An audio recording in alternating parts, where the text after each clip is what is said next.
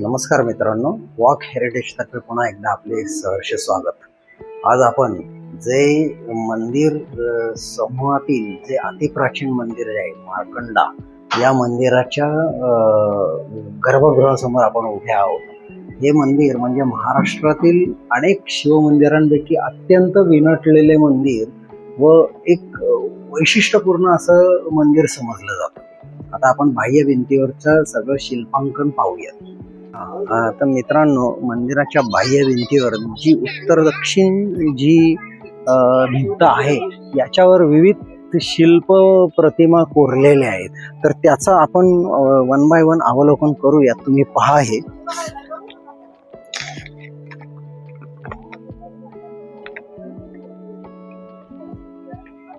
यामध्ये पूर्ण शिल्पे जी आहेत ती ही या मंदिराची पूर्ण वैभवाची साक्ष देतात। यातील एका थरावर आम्रवृक्षिकांची देखणी शिल्पे आहेत। या यौवना कुठे मालिनीच्या रूपात तर कुठे विरहिणीच्या रूपात उभ्या दिसतात, मात्र या फक्त दक्षिणोत्तर अधिष्ठानावरच दिसतात। या प्रतिमा सौंदर्यवान असल्यामुळे काही मालविका आहेत, तर या मंदिराच्या शिखर व त्यावरील आमलकाची रचना हे येथील खजुराहो येथील मंदिरासारखीच आहे। हे मंदिर पूर्वाभिमुख आहे। यातील मंडपातून आपणास गाभाऱ्यात प्रवेश मिळतो। यातील बाह्य भिंतींवर शिवाच्या बैठ्या मूर्ती, महायोगी शिव, योगासन महेश मूर्ती, चतुष्पाद, विलक्षण सदाशिव, नटेश शिव, सोमास्कंद शिव, शिवाच्या विविध संहार मूर्ती, रौद्रमूर्ती, भिक्षाटन शिव याबरोबरच विष्णूच्या सुद्धा मूर्ती आहेत। तसेच विविध आधार मूर्ती, अवतार मूर्ती, गजलक्ष्मी, सरस्वती, दिक्पाल, अष्टवसूंच्या स्वतंत्र व पत्नींसह मूर्ती याच मंदिरावर आढळतात।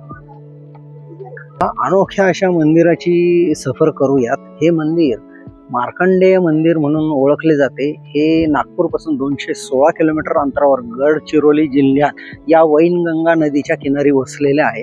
हे मंदिर गौंड राजांच्या काळात बांधले गेले। 16व्या शतकात याच्यावर वीज पडून याचे शिखर नष्ट झाले।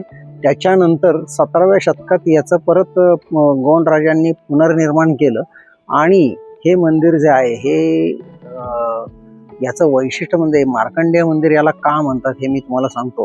मार्कंडेय ऋषी सर्वांना माहीतच असतील। हे अत्यंत शिवभक्त होते, पण त्यांच्या 11व्या वर्षी त्यांच्यावर मृत्यूयोग होता। त्या मृत्यूयोगापासून सुटका करण्यासाठी त्यांनी शिवाचा धावा केला व या ठिकाणी तपश्चर्या केली। तर शिव प्रसन्न झाले व मार्कंडेय ऋषींवरील मार्कंडेय या बालकावरील मृत्यूचा घाला त्यांनी घालवला आणि त्यांना त्यांच्या तपश्चर्याचं फळ म्हणून त्यांना चिरंजीवित्व बहाल केलं। त्याच्यामुळे मार्कंडेय ऋषी हे अजरामर चिरंजीवात गणले जातात। पुढे या मार्कंडेय ऋषींनी भगवतीचं स्तवन सुद्धा केलेलं आहे, हे तुम्हाला माहितीच आहे। सप्तशृंगी देवीचं त्या ठिकाणी मार्कंडेय पर्वत आहे आणि त्याच गुफेमध्ये त्यांचा वास असतो। तर असं हे मंदिर, हे त्रिजंगायुक्त मंदिर महाराष्ट्रातील एकमेव गणले जाते। याच्यावर या मंदिराच्या बाह्य बाजूला ज्या तुम्हाला शिल्पांकृत प्रतिमा कोरलेल्या दिसत आहेत, या जवळजवळ 400च्या वर प्रतिमा कोरलेल्या आहेत। याच्यामध्ये शिवाचे अनेक प्रकार आहेत, ते आता आपण वन बाय वन असे पाहूयात। तर या मंदिराची नोंद ब्रिटिश पुरातत्व शास्त्राचा अधिकारी कनिंगहॅम याने नोंद करून ठेवलेली आहे। त्याचबरोबर या मंदिर तत्कालीन मध्ययुगीन काळातील मंदिरांवर लेख लिहिणारा ब्रिटिश लेखक हेनरी कझेन्स हा या ठिकाणी येऊन गेला। त्यांनी त्याच्या पुस्तकात याची नोंद करून ठेवलेली आहे। पण त्यांनी या पुस्तकात असं म्हटलेलं आहे की मंदिराचे नाव मार्कंडेश्वर मंदिर असून सुद्धा आत मार्कंडेश्वराची प्रतिमा किंवा मूर्ती नाहीये। या ठिकाणी तुम्हाला सूरसुंदरींच्या अत्यंत देखण्या प्रतिमा पाहावयास मिळत आहेत, त्या तुम्ही वन बाय वन पहा। यात अप्सरा म्हणजेच पुत्रवल्लभा, कर्पूर मंजिरी, शुकसारिका, सर्प व विंचू, खर्जूर वाहिका, जया, नृत्य भगना यांचा समावेश आहे। तसेच येथे विविध प्रकारच्या व्यालांची, एक प्रकारचे शीर व दुसऱ्या प्राण्याचे धड शिल्पेही विपुल प्रमाणात आढळतात। उदाहरणार्थ मेषव्याल, गजव्याल, मार्जार व्याल इत्यादी। या मंदिराबाहेरील ब्रह्मेशणार, जनार्नक, चतुष्पाद, विलक्षण सदाशिव, महेश, नृत्य, गणेश या मूर्ती म्हणजे साक्षात बोली अरूपाचे रूप दाविनं, अतिंद्रिय ते भोगविनं इंद्रिया करवी या संत ज्ञानेश्वरांच्या ओवींचा प्रत्यय आणून देणाऱ्या प्रतिमाच आहेत. आपल्या भारतीयांनी श्रद्धेने व मोठ्या प्रयासाने उभारलेली अशी मंदिरे म्हणजेच त्यांच्या चिंतनशीलतेची व सामाजिक बांधिलकीची आणि आध्यात्मिक प्रवणतेची बोलकी उदाहरणे होत. तर शतकानुशतके यांची तपश्चर्या आणि कडून अनंताकडे झेप घेण्याची त्यांची उर्मी येथे समूर्त झालेली व आकारास आलेली दिसते. तर असे हे मंदिर प्रत्येकाने आयुष्यात एकदा तरी पाहावेच असे आहे. यामध्ये अग्नी, स्कंद, कंकाल, भिक्षाटन, चतुष्पाद विलक्षण शिव, उमा महेश, ब्रह्मा सरस्वती, गजलक्ष्मी व ब्रह्मेशनाथ जनार्दक यांच्या मूर्ती आपणास दिसून येतात. तर मित्रांनो, तर असे हे अत्यंत विलक्षण शिल्प सौंदर्याने नटलेले असे हा नृत्य गणेश या ठिकाणी दिसून येते. विविध रूपातले बारकाईने पाहिले तर तुम्हाला सर्व ज्या आत्ता मी मूर्त्या सांगितल्या त्यांचे अंकन या ठिकाणी केलेले दिसून येते. तर हे तुम्ही जरी लांब असेल तरी पुण्यापासून साधारण हे 950 किलोमीटरवर याचा डिस्टन्स दिसून येतोय. पण या ठिकाणी जरूर या व हे अबाधित असलेलं शिल्प सौंदर्य पहा.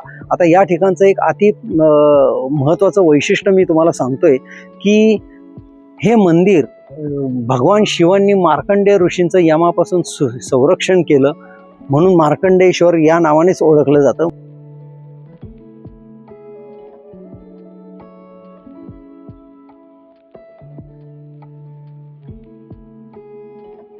मित्रांनो, या मंदिराची वरची जी शिल्पांकृत जाळीदार जी नक्षीकाम आहे किंवा त्याची शैली जी आहे, स्थापत्य शैली, ही खजुराहो येथील मंदिराच्या स्थापत्य शैलीशी मिळती जुळती आहे.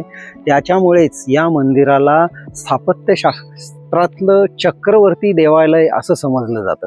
तर असं हे चक्रवर्ती देवालय म्हणजे सर्वश्रेष्ठ देवालय पाहावयास विसरू नका. जरूर या, जरूर पहा. धन्यवाद. मंदिराच्या प्रांगणात विविध मंदिर समूह तुम्हाला असल्याचे दिसून येत आहेत. तसेच तत्कालीन जे भग्नावशेष पडलेले तेही इतके सुंदर कोरीवकामाने नटलेले आहेत की तुम्ही हे पाहू शकता. ते तिथं पुरातत्व खात्याने त्यांच्या अखत्यारीत असल्यामुळे अत्यंत जपून ठेवलेले आहेत. हे भीमाशंकरचं मंदिर आहे, त्याच्यावरच्या ह्या पट्ट्या किंवा शिल्पकाम हे अत्यंत बारकाईने जर पाहिलं तर अत्यंत सुंदर असं दिसून येतं. या ठिकाणी हे महाकालेश्वर मंदिर, त्याच्यावरच्या या द्वारापालच्या ह्या पट्टिका अत्यंत सुंदर. तसंच हा समूह, याच्या या ओवऱ्या किंवा हा गणेश हे खूप छान असं या ठिकाणी मंदिर समूहाच्या रूपात जतन केलेलं दिसून येत आहे. त्याच्यामुळं एक अलौकिक शिल्पांकृत काम पाहिल्याचं आपल्याला समाधान नक्कीच मिळतं.